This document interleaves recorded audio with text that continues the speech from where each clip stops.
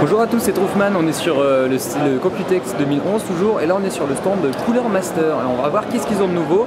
Ça va être principalement des nouveaux dissipateurs et deux trois petites nouvelles choses. Alors, les trucs sympathiques qu'on va avoir, ça va être ce nouveau ventilateur, donc le Hyper 612S.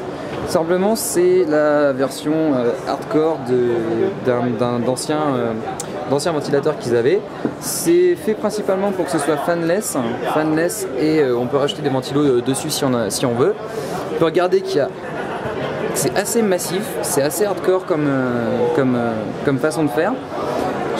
On avait déjà montré l'année dernière, après Computex l'année dernière, on avait vu des prototypes au sein de Cooler Master. Ça ressemble à peu près à ça, donc c'est vrai que ça va être sympathique.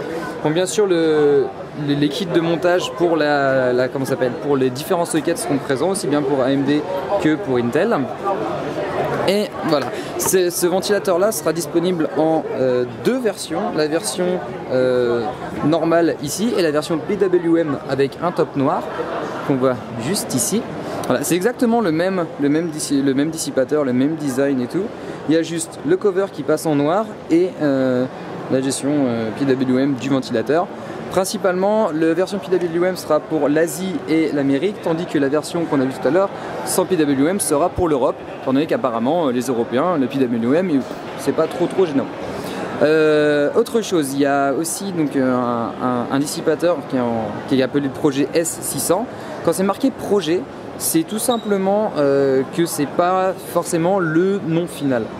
On peut voir que il y aura un ventilo rouge et noir, et on peut regarder que on peut voir aussi ici la façon dont c'est fait, ça ressemble un petit peu à un nid d'abeille. C'est assez spécial, c'est assez surprenant on va dire, mais ça va être intéressant. On regardera plus tard les performances quand ça sera sur le marché. C'est actuellement en production de masse, mais seul le ventilo va changer. C'est pas exactement ce ventilo là qui sera dessus, mais ça y ressemblera en tout cas.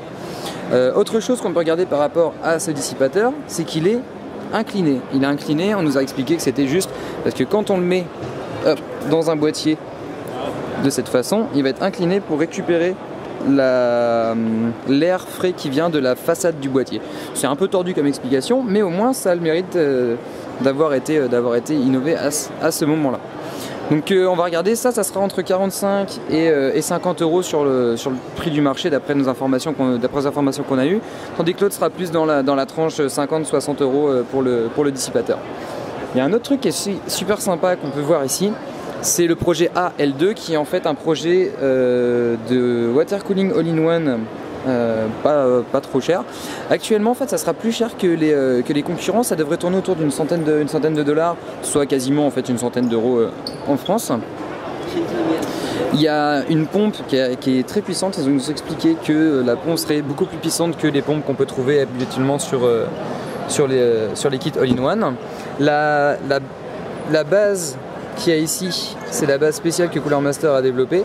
Ça ressemble à ça, on peut pas très bien voir, mais c'est différents niveaux